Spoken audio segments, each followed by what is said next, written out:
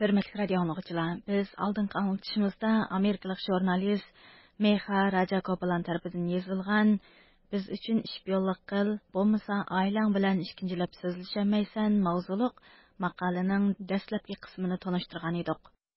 BuzzFeed nomli tor jurnalda e'lon qilingan bu maqolada avtor chet ellarda yashaydigan bir qism Uyg'urlarni ziyorat qilish orqali Xitoy bexatarlik xodimlarining bu kishilarga o'zlari uchun ishlash uchun qanday vositalarni qo'llanganligi haqida tafsiliy ma'lumot bergan. Muxbirning ziyoratini qabul qilgan bir qism Uyg'urlarning deb berishicha, ular pasport elib chet elga chiqishdan avvalla doirlar ularning barliq urug' tuqqanlarining ism, familiyasi, adresi va telefon nomerlarini so'rab elib olgan. Ularning aytishicha, Xitoy hukumati bu orqali chet elga chiqib ketganlarning yurtida qolib qolgan urug' tuqqanlarga besim ishlatadi ekan.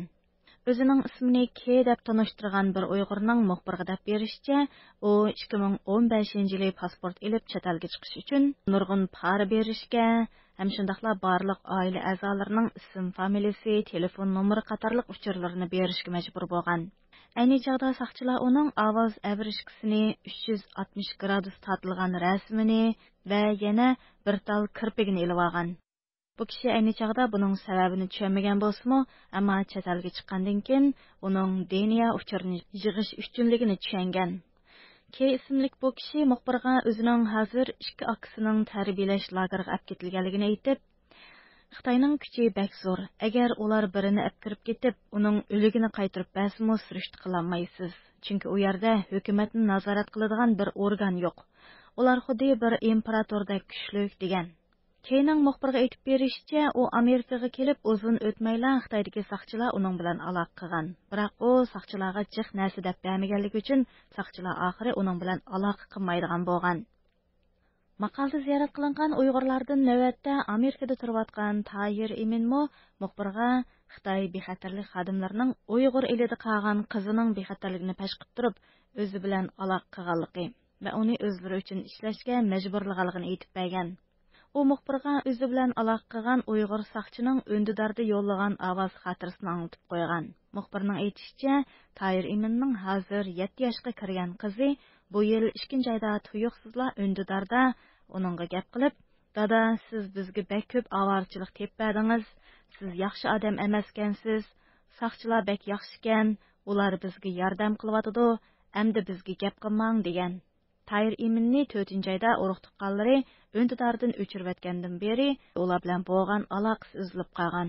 Maqola avtori Meha xonim maqolasida muloyiza qilib, "Men ziyorat qilgan kishilarning aytishicha, Xitoy davlat bexatarlik xodimlarining chet ellardagi Uyg'urlar bilan aloqa qilib, shu yerdagi jamoat haqida uchur berishni talab qilishi nihoyat keng umumlashganlikdan bu shu yerdagi jamoat orasida o'zaro ishonchsizlik va kishilarda har bir harakati kuzatib turilayotgandek bir tuyg'u paydo qilgan. Sidneydagi bir Uyg'ur menga nurg'un Uyg'urlarning rasmga tushib qilib, oshkorlanib qilishdan qo'rqqanlikdan namoyishlarga chiqmaydiganligini aytdi. Garchi bu yerda nurg'un Uyg'ur guruhlari g'arb davlatlari hukumatlariga besim ishlatish orqali Xitoydagi lagerlarni va nazorat sistemasini bechit qilishni orzu qilsa-mu, ammo bu ishonmaslik tuyg'usi chet ellardagi Uyg'ur faoliyatlariga belgilik darajada salbiy ta'sir ko'rsatgan deb bayon qilgan. Dünya Uyghur Qurultayının raisi Dolqun Aysa apandi bugun bu vaqtdagi ziyoratimizni qabul qilib, Xitoy hukumatining maqsadiningmi dal Uyg'urlarni qo'rqitib, bir araga jam bo'lolmaydigan qilib jumladan Uyg'ur milliy davosini parchalash ekanligini bildirdi. Bir Xitoy deyada shu insonimizning irodasini sinaydi. Mening qilayotgan mushu usulim, mushu taktiklarim qancha % Uyg'urga ta'sir qila oladi va g'aldilik bo'lolmaydi deb Uyg'urlarning irodasini sinaydigan ekan. Bu bir. Anandaki diyendikideki her qanday bir istihbaratning cho'ng kishi yo'q. Bunun uchun ba'zilar muhim istihbarat bo'lishi mumkin, ba'zilar istihbarat qiymati yo'q deb ko'rinishi mumkin. Ammo Xitoy uchun bu uchur manbasilar ta'minlaydigan gap. Eng oxirida insonlarni tegiz aytgan vaqtingizda mushu chet eldagi faoliyatlarimizni passivlashtirish, suslashtirish va mushu faoliyatlarimizga insonlarni yaqin kelgizmaydigan mushu psixologik bir besim uchun ishlatadi. Uni ishlatib keldi. Kishilik huquqni kuzatish tashkilotining tadqiqotchisi Maya Wang bu haqda BuzzFeed jurnaliga qilgan so'zida navbatdan chet ellardagi osonliq millat jamoati orasidagi qo'rqinch va gumonxo'rlikning chet ellardagi Xitoy jamoatidan bakrak eg'irligini bildirgan. Maqaldan qaraganda Xitoy hukumatı e'lon bu tadbirlarning belgilik darajada ishga yarayotganligi ma'lum. Maqalda aytilishicha, Xitoy saqchilari bir kuni Turkiyada turishliq Se ismli bir Uyg'urning yurtidagi oilasining yeniga kirib, o'g'lining uzun burutliq bir rasmini ko'rsatgan. Keyin Se buningdan xabar topgandan keyin burutini qisqartib etgan. U muxbirga, "Men ishpiyonlardan bakla ansirayman. Agar boshqalar menga sizni ishonchlik demagan bo'lsa, bu yerga mukammagan bo'lardim" degan. Dolqin Isa apandimi Xitoy hukumatining navbatda turli taktikalarni ishga solayotganligini bildirdi.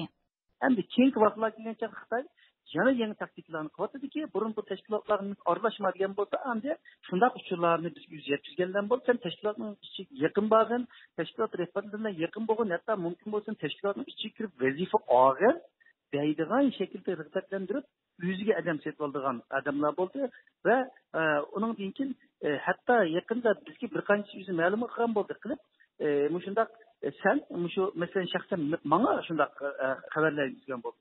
Sen Dolqun bilan tanışır ekansan, uning haqida boshqa ismlarni ichish orqali bu sosyal medyalarda, Facebooklarda uningga qarshi har xil maqolalarni yandaşqanda sestirdigan ishlarni qiyin deb bu vazifa topshirgan avvallarga dedi bizga insonlar. Nima davatda diqqat qilish kerak.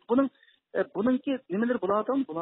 Yaqin vaqtlardan buyon sosyal medyalarda isimsiz kimligi ma'lum bo'lmagan insonlar hozir tashkilotlarimizga, siyosiy faoliyatchilarimizga hujum qiladigan, har xil shaklda ruhtallarni chaplaydigan qarlash faoliyatlari yaqinda kuchlanib ketdi.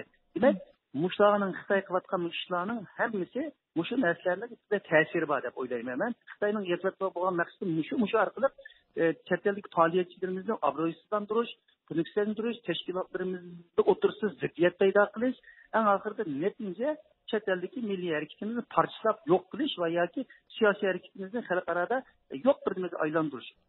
Avtorning aytishicha, Shvetsiyadagi o qatorliq mushu xildagi tahdid telefonlarini topshirib olgan Uyg'urlar o'zlarini intayin chorasiz his qilmoqda ekan. U o'zining hozir Shvetsiyada siyosiy panohligi qabul qilinishini kutib turgan biri bo'lish sifati bilan o'zining Xitoy bexatarlik doiralari bilan qilayotgan aloqasining xato ekanligini biladiganligi. Ammo u bir qancha qatim ahvolni Shvetsiya doiralariga yetkazgan bo'lsa-mu, texi bir javob olmaganligini aytgan. Avtor Meha buning bilan Shvetsiya bexatarlik doiralarini ziyorat qilgan. Bexatarlik doirasi bayonotchisi Dag Enandar muxbirga javob berib, bu xildagi voqealar odatda bir qancha davlatlarga tutishadigan bo'lg'achqa, buni tashirib chiqish uchun vaqt ketadi. Ammo Shvetsiya hukumati Shvetsiya zaminida olib berilayotgan bunday josuslik harakatlarga hargiz sal qaramaydi degan. Avtor Meha maqolasining oxirida uning Xitoy bexatarlik xodimi bilan undidarda qilishgan gaplarining ovoz xotirasini yozib chiqib, maqolasini mundaq oxirlashtirgan. O ismli bu kishi Xitoy doiralari bilan hamkorlashgandan keyin uning o'g'li yepiq tarbiya lageridan yaqinda qo'yib berilibdi. U o'g'li bilan so'zlashib baxmag'li bek uzun bo'lib ketgan bo'lib, uning chiroyi to'nig'siz bo'lib qolgan. Xitoy bexatarlik xodimi undidarda qilgan so'zida o'g'ling bek cho'ng bo'lib ketdi. Ayoling amdi o'g'lingga yangi kiyim olaman deydi. Ular hozir poyezd stansiyasida degan. O saqchidan o'g'lim bilan telefonda bir so'zlashib olsam bo'lamdi deb so'ragan. Ammo saqchi javob berib, hozircha o'g'lingga telefon qilmagining yaxshi. Uni hozir qattiq nazorat qilyotidi. Ularga avarchilik tepib berishing mumkin. Azroq saqlag'in. Biz o'zaro yordamlashsak bo'ladi-ku. Xuddi biz ilgari deyishgandek, men sana bu yerda yordam qilaman, sen menga u yerda yordam qilasan. Shundaq emasmi degan. Dolqin Isa apandi bo'lsa, chet ellardagi Uyg'urlarning bu masalada boshdan oxir qat'iy bo'lishi kerakligini, chunki Xitoy hukumatining talablarining hargiz tugab qolmaydiganligini bildirdi.